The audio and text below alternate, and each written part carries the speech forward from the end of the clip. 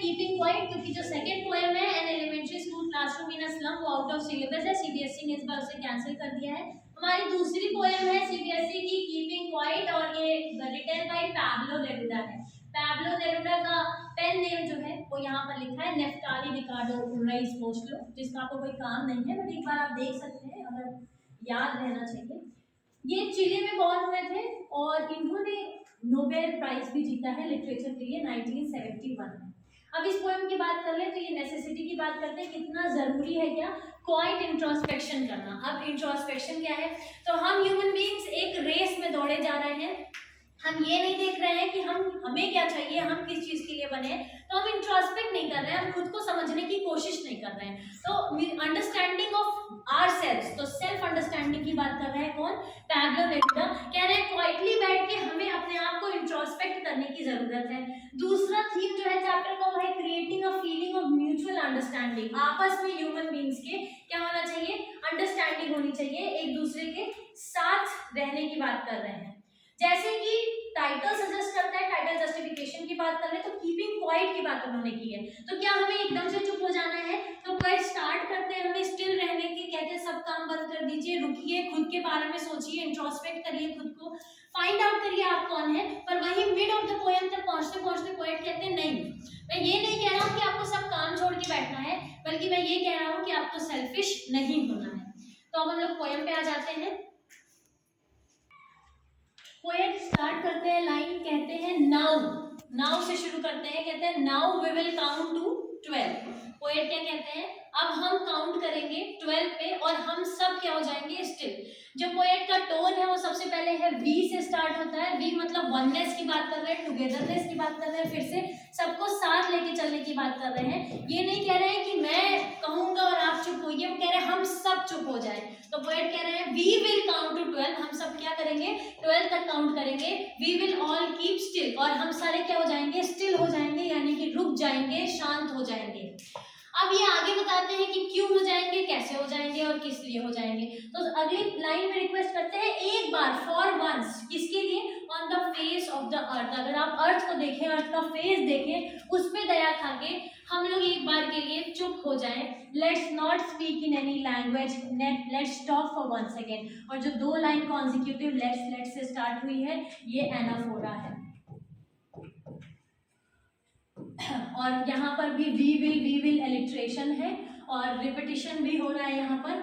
और एक और बात, यहाँ जो 12 है ये सिंबॉलिक है, 12 जो नंबर है ये सिंबॉलिक है। क्यों पोएट कह रहे हैं कि हम 12 तक ही काउंट करें और चुप हो, इसलिए क्योंकि 12 जो है वो बहुत ही सिग्निफिकेंट है। आप देख रहे हैं एक ईयर में जो नंबर ऑफ मंथ्स होते हैं वो भी क्या होते हैं 12 होते हैं।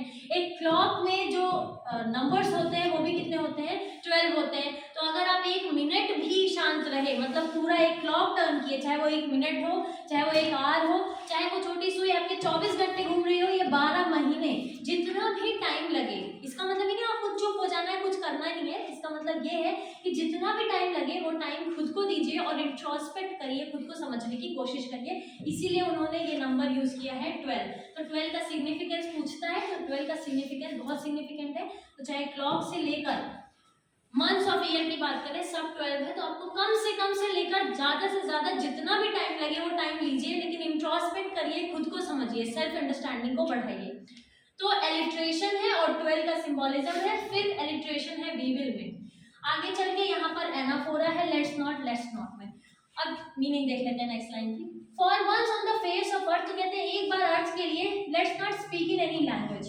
अब लैंग्वेज ही स्पेशली सबसे पहले क्यों पोएट लाए हैं, तो हमको पता है पूरा जो वर्ल्ड है वो सबसे ज्यादा अगर डिवाइडेड है तो लिंग्विस्टिक बेसिस पे।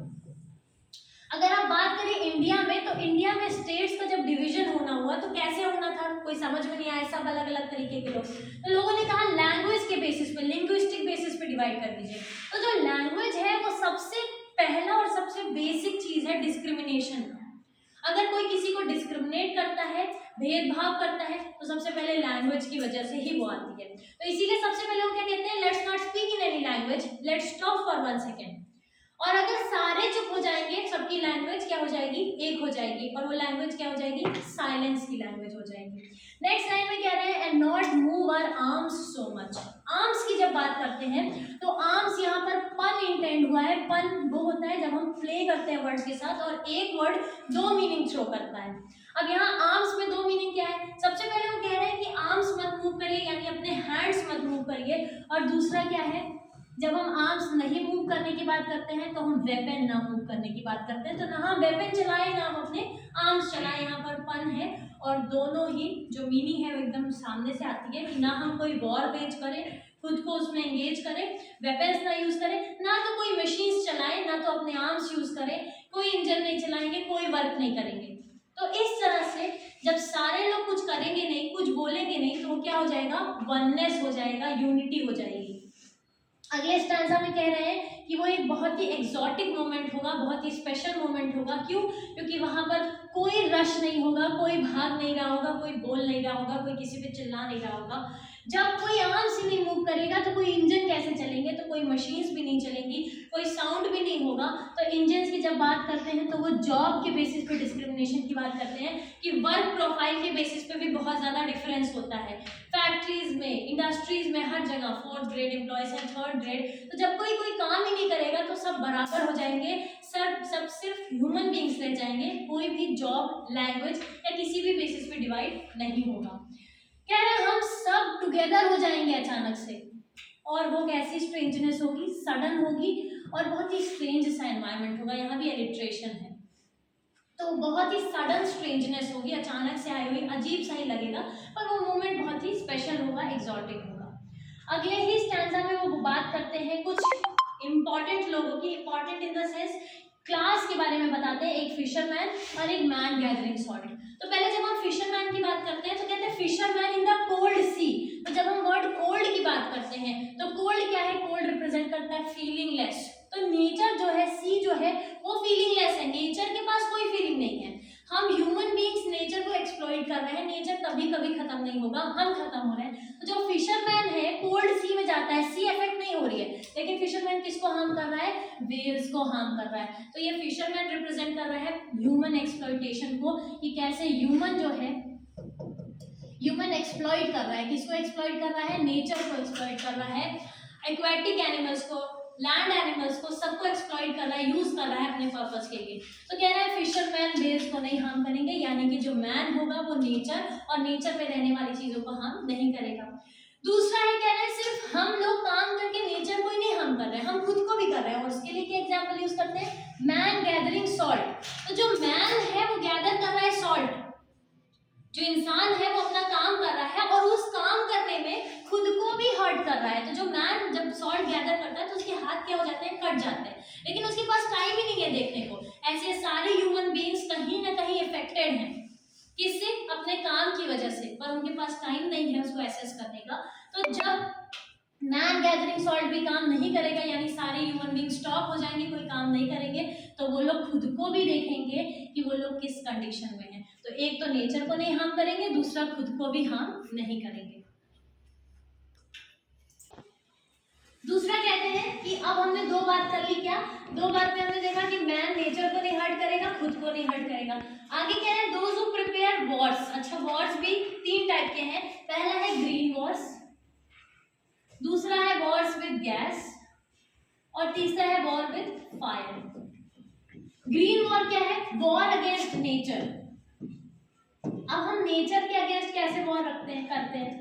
तो नेचर के अगेंस्ट भी हम वॉर वेज करते हैं bye deforestation, cutting of trees, exploiting nature, everything. तो जो लोग ग्रीन वॉर्स करते हैं वो भी रुक जाएंगे। जो लोग वॉर्स विद गैसेस करते हैं, आपको पता है नाजी हिटलर ने पॉइजनस गैसेस जो है उसमें ज्यूज को कॉन्सेंट्रेशन कैंप्स में रखकर बहुत ज्यादा सताया और मार दिया, तो वो एक वॉर विद गैसेस भी है। तो वॉर विद गैसेस भी नहीं होगा, वॉर विद फायर, यानी कि जो बॉम्ब्स हैं, जो भी वो यूज करते हैं वेपन्स लोग, मिसाइल्स है, वो सभी रुक जाएंगे। तो ग्रीन वॉर, चाहे वो नेचर के अगेंस्ट हो, चाहे पॉइजनस गैस यूज करके हो, चाहे वो फायर यूज करके हो, ये तीनों तरह के वॉर जो हैं वो रुक जाएंगे। अब पोएट कहते हैं कि ये लोग जो प्रिपेयर करते हैं वॉर के लिए, वो लोग पुट करेंगे क्लीन क्लॉथ्स। पर उससे पहले एक लाइन है कि ये जो वॉर्स होते हैं उसमें जो विक्ट्री होती है, विक्ट्री यानी जीत जो होती है, विक्ट्री होती है पर कोई सर्वाइवर नहीं बचता है। यानी कि जो एक्चुअली में वॉर करता है उसकी डेथ नहीं होती है, जो इनोसेंट पीपल होते हैं वो डाई होते हैं।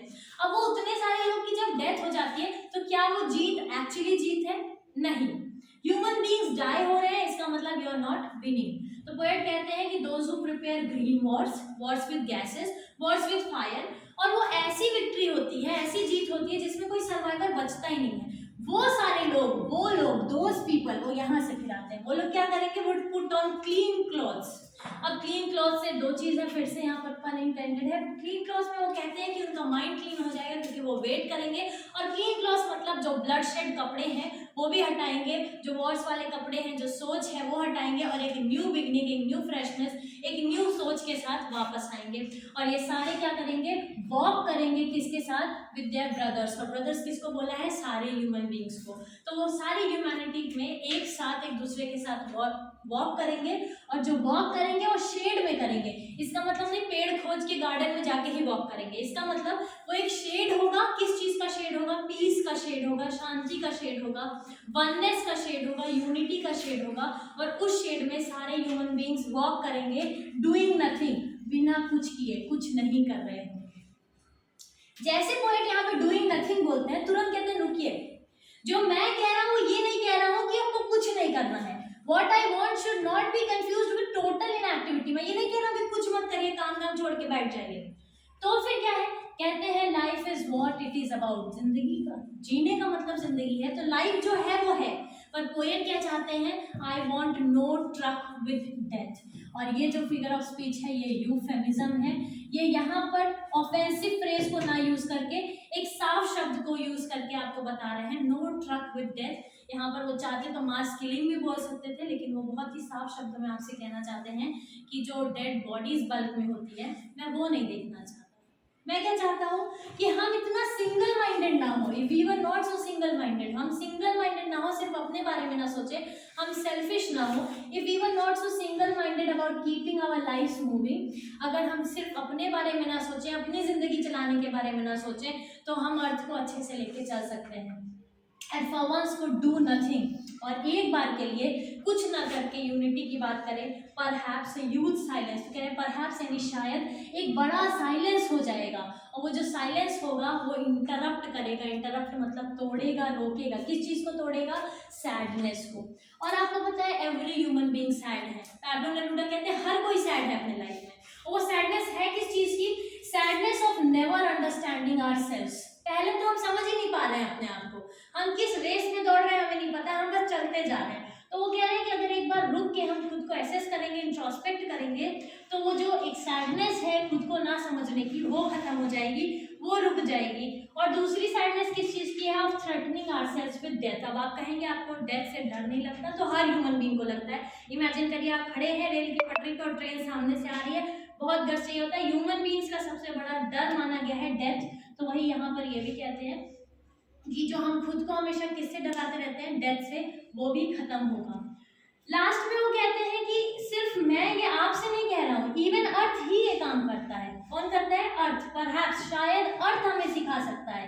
अर्थ कैन टीच अस। कैसे? As when everything seems dead, जैसे लगता है सब कुछ डेड है, and later proves to be alive. और ये अर्थ कैसे करता है? आप देखेंगे विंटर में सब ह्यूमन बीइंग्स चले जाते हैं, जितने भी रेप्टाइल्स हैं हाइबरनेशन में चले जाते हैं, सब गायब हो जाते हैं, कोई भी नहीं दिखता है, पेड़ों पे फूल नहीं होते हैं, सब कुछ साइलेंट होता है। पर क्या होते हैं? विंटर खत्म होते ही फरवरी मार्च में आपका स्प्रिंग आता है, और फिर से पेड़ों पे क्या हो जाते हैं? फूल आ जाते हैं, बर्ड्स चहचहाने लगते हैं, रेप्टाइल्स बाहर आते हैं, सनबाथ लेते हैं, ह्यूमन बीइंग्स एक्टिव हो जाते हैं। तो जैसे अर्थ विंटर में एक ब्रेक लेकर वापस से स्प्रिंग में आता है, वैसे वो ह्यूमन बीइंग्स को रिक्वेस्ट कर रहे हैं एक शॉर्ट ब्रेक लेकर और वापस आने के लिए। ये नहीं कहना चाहिए, पर आप रुक के अपने बारे में सोचिए और अपने बारे में पता लगाइए और ह्यूमन बीइंग्स के वननेस की बात करिए। लास्ट में वो टोन जो है वो चल है। अब वो कह रहे हैं आई विल काउंट। अब वी की बात नहीं कर रहे, कह रहे हैं मैं काउंट करूंगा एंड यू कीप क्वाइट। अब वो सेकंड पर्सन में बात कर रहे हैं, मैं काउंट करूंगा और आप चुप रहिए और मैं जा रहा हूँ।